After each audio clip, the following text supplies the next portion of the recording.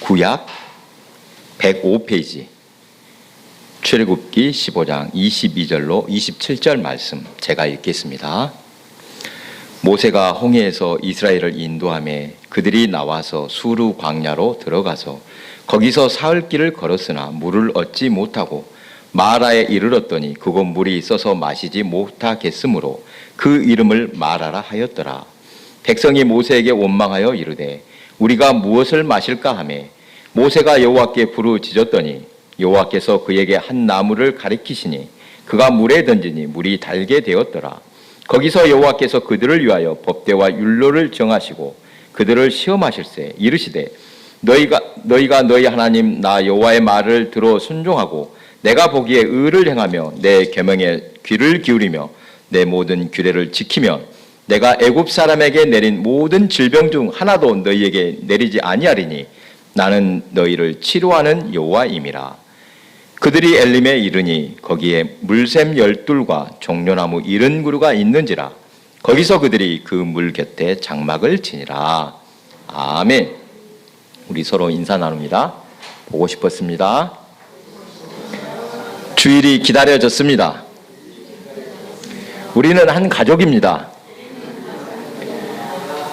여러분 좀 별로 은혜가 안 되는 말씀입니다만 어떤 분은 우리 교인들 향해서 우리는 한 가족입니다 인사하니까 그것이 그렇게 듣기 싫다는 사람이 있었습니다. 왜 그랬을까요? 어떤 며느리가 시어머니랑 시아버지랑 같이 예배드리니까 그렇게 싫었어. 한 가족이라면 그냥 듣기가 싫어가지고 그랬다는 것을 제 이야기를 듣고 깜짝 놀랐습니다. 그럴 수도 있겠구나. 여러분 무더위 속에서 한 주간 살아내시느라고 고생이 많으셨습니다.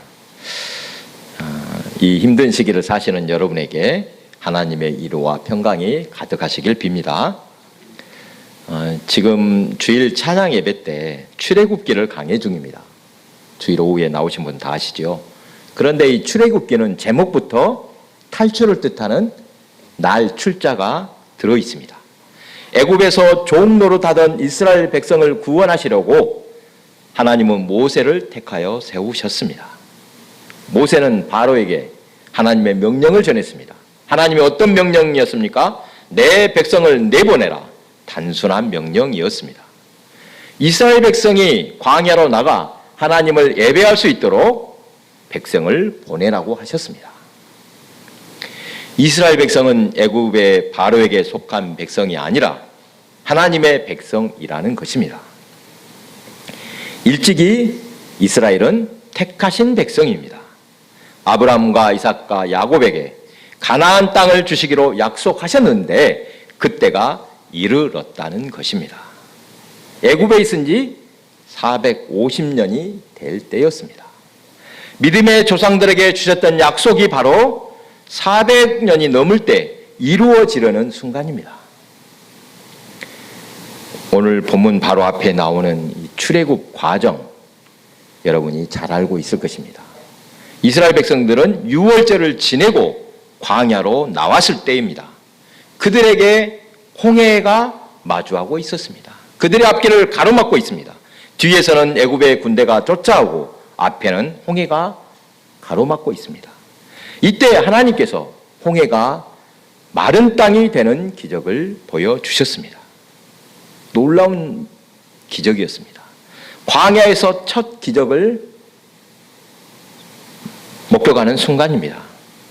그렇게 홍해가 갈라져 마른 땅이 되는 기적을 체험하고 이스라엘 백성은 오늘 본문에 보니까 수르 광야에 들어갔습니다. 수르라는 뜻은 단단한 바위인데 이름대로 돌밖에 없는 광야로 들어간 것입니다. 이스라엘 백성들은 사흘 길을 걸었으나 물을 얻지 못했습니다. 사람이 3일 동안 물을 못 마시면 어떻게 되겠습니까? 생존하기 힘듭니다. 그러다가 마라에 이르러 샘을 발견합니다. 얼마나 기쁘겠습니까? 그런데 그건 물이 써서 마실 수 없습니다. 그러자 백성들은 모세를 원망했습니다. 우리가 무엇을 마실까? 이것은 점잖은 말 같지만 극심한 불평의 말입니다. 이런 곳으로 끌고 와서 우리를 죽일 작정이냐? 한마디로 눈이 뒤집힐 정도로 불평과 원망을 쏟아내고 있었습니다. 이런 절박한 순간 모세가 부르짖어 기도할 때 하나님은 응답하셨습니다. 한 나무를 가리키고 그 나무를 물에 던지니 물이 달게 되었습니다. 그리고 말씀하셨습니다. 너희 하나님 나 여호와의 말을 들어 순종하고 내가 보기에 의를 행하며 내 계명에 귀를 기울이며 내 모든 규례를 지키면 내가 애굽 사람에게 내린 모든 질병 중 하나도 너희에게 내리지 아니하리니 나는 너희를 치료하는 여호와임이라. 그 유명한 치료의 하나님 여호와 라파의 유래를 기록하고 있습니다. 쓴물을 달게 변화시킨 기적은 곧 치료와 같다는 의미입니다. 쓴물이 달게 변한 기적이 곧 여호와 라파 치료의 하나님이심을 말씀하신 것은 특별한 의미가 있습니다. 그렇게 마라의 쓴물 때문에 괴로웠다가 엘림에 이르자 그곳에는 물샘 12과 종려나무 70그루가 있었습니다. 12, 12와 70 이 숫자는 완전하다는 것을 상징합니다. 백성들이 아주 만족스러운 곳에 도착했다는 것입니다. 마라를 지나 엘림에 이르렀을 때 아마도 백성들은 그곳에서 좀 더 살았으면 좋겠다고 했을 것 같습니다. 인생은 항해하는 바다를 향하는 배와 같다 또는 광야와 같다 이런 말 들어보셨을 것입니다. 광야를 직접 경험한 분들 그것이 얼마나 힘든 것인지 잘 알고 있을 것입니다. 인생을 돌아보면 여러분 평화롭고 좋은 날이 많습니까? 힘들고 어려운 날이 더 많습니까? 어떤 것 같습니까? 평탄할 수 없는 인생입니다. 하나님이 친히 이스라엘을 택하시고 그들을 애굽에서 인도에 내셔서 이제 애굽의 바로에 속한 백성이 아니라 하나님의 백성이라고 말씀하셨습니다. 분명 하나님이 이끄시는 길입니다. 그런데 막상 광야로 나와 보니까 기대와 다릅니다. 홍해도 가르신 권능의 하나님이시니 그들의 앞길은 평탄할 줄만 알았던 것입니다. 그러나 물 없이 사흘 길을 걸어야 했고 사흘 만에 만난 샘이 쓴물의 샘입니다. 백성들은 원망합니다. 하나님이 인도하신 길이니 당연히 좋은 일만 있어야 할 것 아니냐 이렇게 원망하는 것입니다. 여러분 그들의 원망 소리가 한편으로는 이해가 되지 않습니까? 기왕에 좋은 길로 인도해 준다 해놓고 왜 우리를 이렇게 고생시키십니까? 또 여러분 애굽에서 나와 곧장 가나안으로 들어가는 길, 그 지름길은 해변길입니다. 지도를 놓고 보면 분명히 알 수 있습니다. 그런데 왜 돌아서 광야로 돌아가게 하셨습니까? 그들 이스라엘 백성을 위해서입니다. 해변길은 군대가 지키고 있어서 만약 전쟁이 벌어지면 백성들이 겁을 먹고 다시 애굽으로 돌아가자고 할 것이기 때문입니다. 그러나 이스라엘 백성을 광야로 인도하신 진짜 이유는 따로 있었습니다. 하나님의 거룩한 백성으로 거듭나게 하기 위함이었습니다. 오랜 애굽 생활에서 몸에 배어있던 죄의 속성을 떨쳐버려야 했습니다. 가나안 땅에 들어가서 하나님의 백성답게 말씀에 순종할 만한 믿음의 백성이 되도록 훈련하신 것입니다. 저는 아직도 가끔씩 군대에 있었던 꿈을 꿉니다. 그런 분들 아마 있을 것, 남자들은 이런 사람들 가끔 있습니다. 30년이 지났는데도 옛날 군대에 갔던 꿈을 꿉니다. 군대 훈련 받던 생각, 왜 이렇게 힘들었는지 모르겠습니다. 군인들 대부분 다 욕을 합니다. 불만을 터뜨립니다. 왜 이렇게 힘들게 훈련시킵니까? 훈련 중에 흘린 땀 한 방울은 전투에서 흘리는 피 한 방울과 같다. 이런 말처럼 훈련은 고될수록 좋다고 합니다. 정말 인정사정 없이 굴립니다. 가나안에 들어가기 전 이스라엘 백성도 광야 훈련소에서 하나님의 백성으로 훈련이 필요했던 것입니다. 고될수록 좋은 훈련입니다. 왜 그럽니까? 평소에는 드러나지 않아도 어려운 일을 만날 때 진짜 모습이 나타나는데 바로 그때 그것을 고칠 수 있다는 것입니다. 광야에서 첫 훈련, 첫 시험이 바로 마라의 쓴물이라 하겠습니다. 불평이 나올 만한 상황에서 백성들이 어떻게 반응하는가 살피신 것입니다. 그리고 마라의 쓴물을 달게 변화시킨 기적을 통해 한 가지 중요한 교훈을 주십니다. 예수님의 기적을 기적이라고만 하지 않고 이적이라고 합니다. 여러분, 이적이라는 뜻이 뭡니까? 이적. 영어 성경을 보면 분명히 다릅니다. 여러분, 기적을 영어로 뭐라고 합니까? 어렵지 않은 영어입니다만 미라클이라고 하는데 여기서는 미라클이라고 하지 않고 사인, 이적, 사인이라고 합니다. 이 말은 뭔 뜻입니까? 기적을 통해 무언가 보여주시는 의도가 있다는 것입니다. 오늘 본문도 이러한 관점으로 다시 보시기 바랍니다. 히브리어로 샘, 이 우물과 눈, 사람 눈은 아인으로 발음이 같습니다. 우리말에 이 사람 눈과 하늘에서 내리는 눈이 같듯이 히브리어 아인은 샘, 우물 또는 사람의 눈도 같은 발음 아인입니다. 우스갯소리로 여러분 잘 들어보십시오. 눈에 눈이 들어가 눈물이 나는데 이것이 눈물인지 모르겠다. 가끔 의도적으로 성경에서도 이렇게 표현할 때가 있습니다. 본문에서 마라의 쓴 샘을 변화시킨 것은 샘이 변한 것이 아니라 백성들의 눈을 변화시켰다는 뜻을 담고 있습니다. 눈이 변한 것, 바라보는 그들의 마음 자세가 변했다는 것입니다.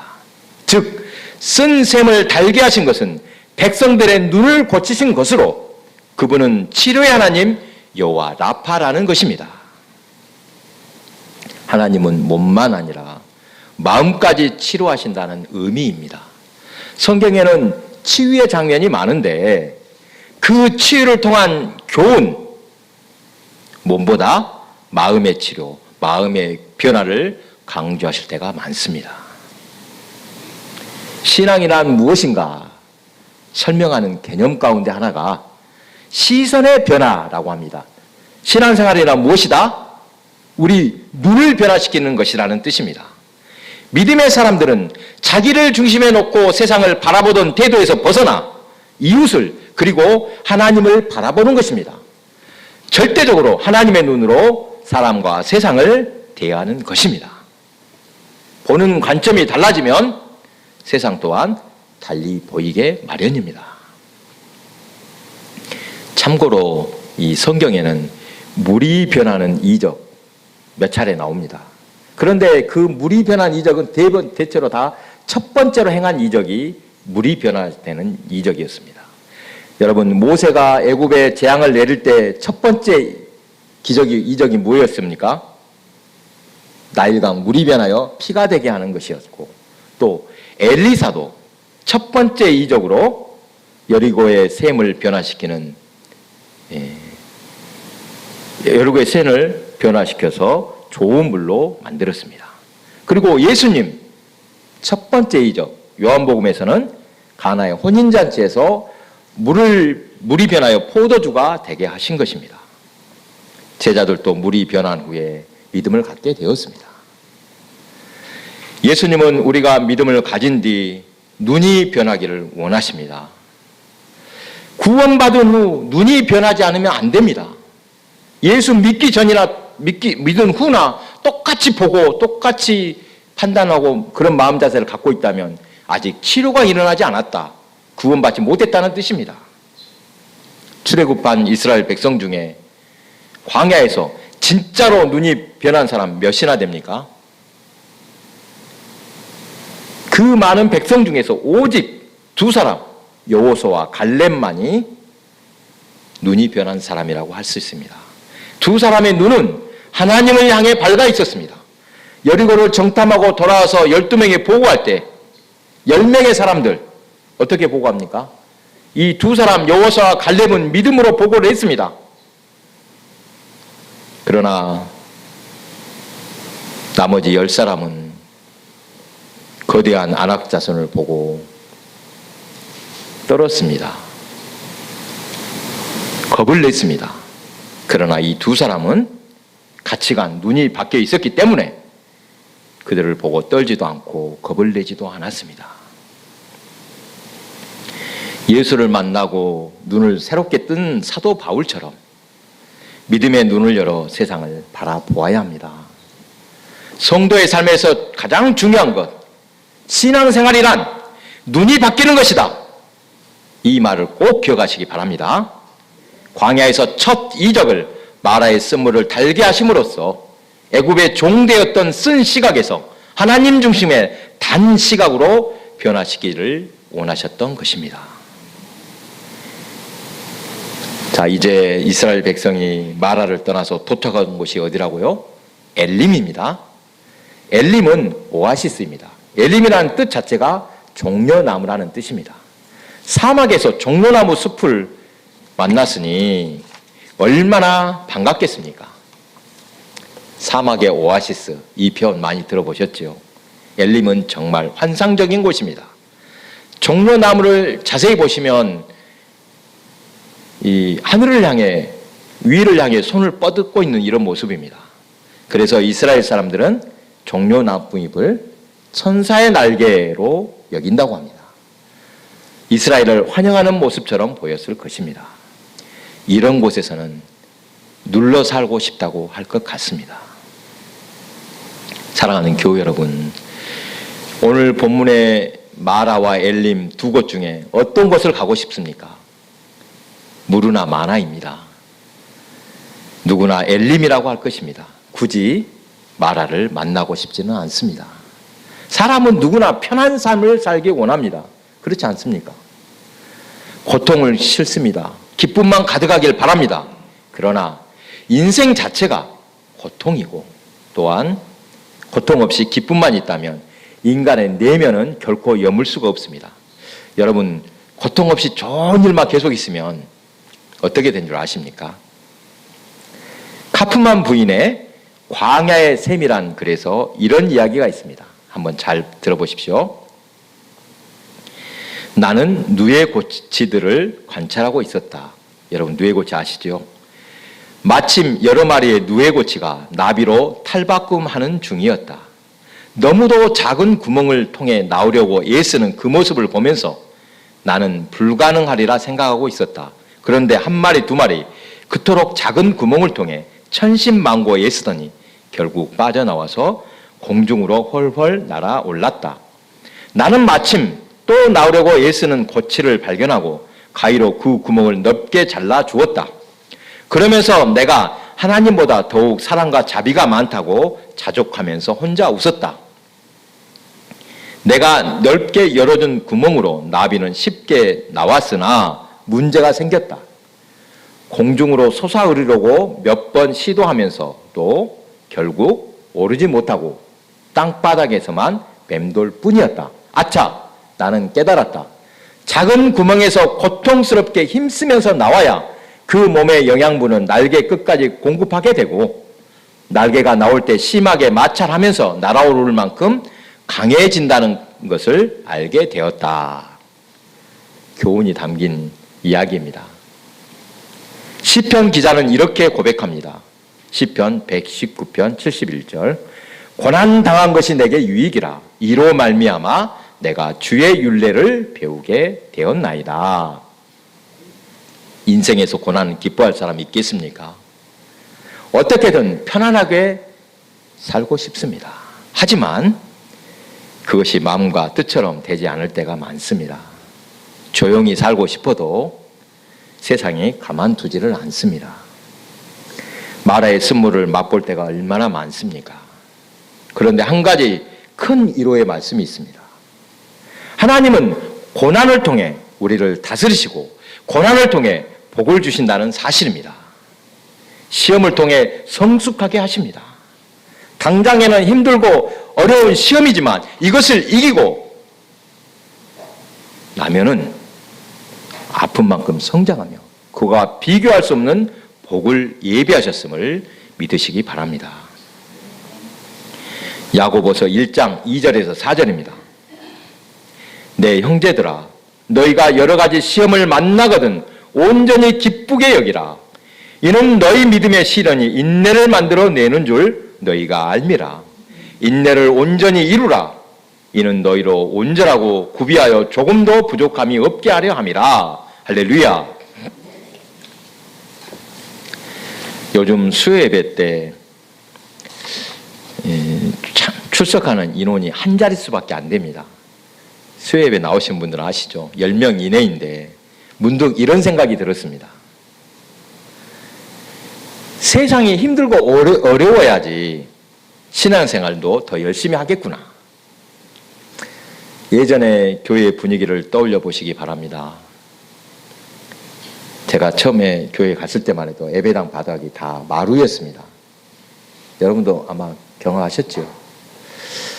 또 무릎을 꿇은 채로 예배를 드렸습니다. 그때는 먹고 살기도 힘들던 시절이었습니다.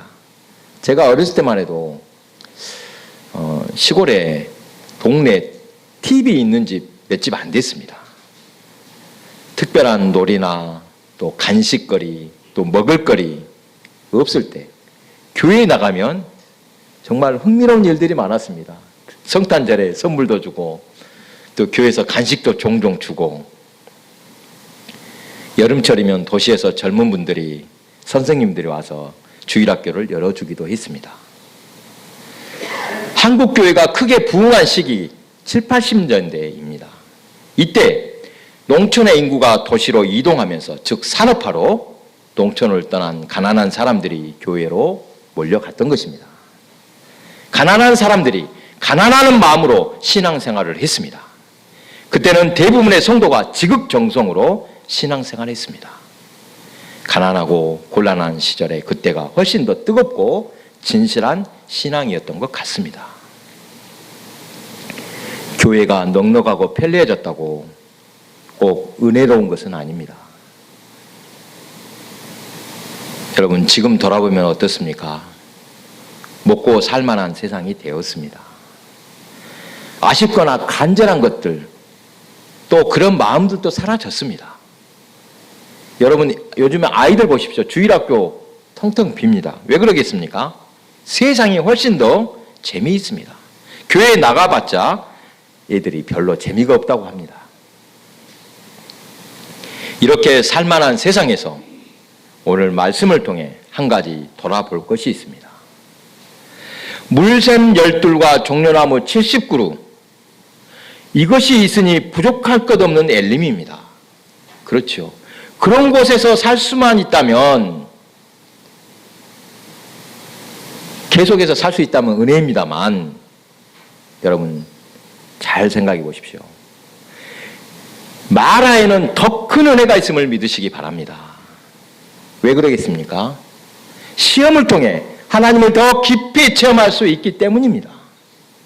어렵고 힘든 상황에서는 불평하고 원망하기 쉽습니다. 인간은 나약한 존재이기 때문에 원망과 불평 나올 수밖에 없습니다. 하지만 여러분 우리는 달라야 합니다. 하나님의 백성은 그러한 환경에 따라 말하고 행동할 것이 아닙니다. 하나님의 백성이 되었으니 이제 모든 삶의 가치관, 기준을 하나님 중심으로 살아야 합니다. 여러분 누구라도 그럴 만한 상황을 만나라더라도 성도의 말과 행동은 달라야 함을 꼭 기억하시기 바랍니다. 우리는 이미 눈이 바뀐 사람들입니다. 아무리 그래도 인간은 참 간사합니다. 좋은 일, 감사한 일만 계속되면 금방 고마운 마음이 사라집니다. 좋은 환경이 계속되고 일이 잘 되면 여러분 감사할 것 같지요? 오히려 하나님을 찾지도 않습니다. 살만하면 딴 생각합니다. 요즘 같은 시기에 온전한 예배를 위해 애쓰는 성도들의 모습이 참 아름답습니다. 참 성도의 모습이 귀한 시대가 되었습니다. 마땅하고 당연한 것이 귀한 시대가 된 것입니다. 여러분, 인생은 늘 마라와 엘림 사이에 있다는 사실을 기억하시기 바랍니다. 좋을 때나 굳을 때 계속 반복해서 왔다 갔다 하는 중입니다. 광야 같은 인생은 괴로운 날이 훨씬 더 많은 것 같습니다. 앞에서도 말했지만 인생이 고달픈 것 같습니다. 그러나 한 가지 분명한 사실은 엘림에 있으나 마라에 있으나 이 모든 여정을 하나님이 함께 해주신다는 사실입니다. 어느 때나 어느 곳에서나 하나님께서 동행하시며 함께 하심을 믿으시기 바랍니다. 그리고 이 믿음으로 늘 소망을 갖고 힘을 얻으며 끝까지 믿음을 잘 지키시기 바랍니다.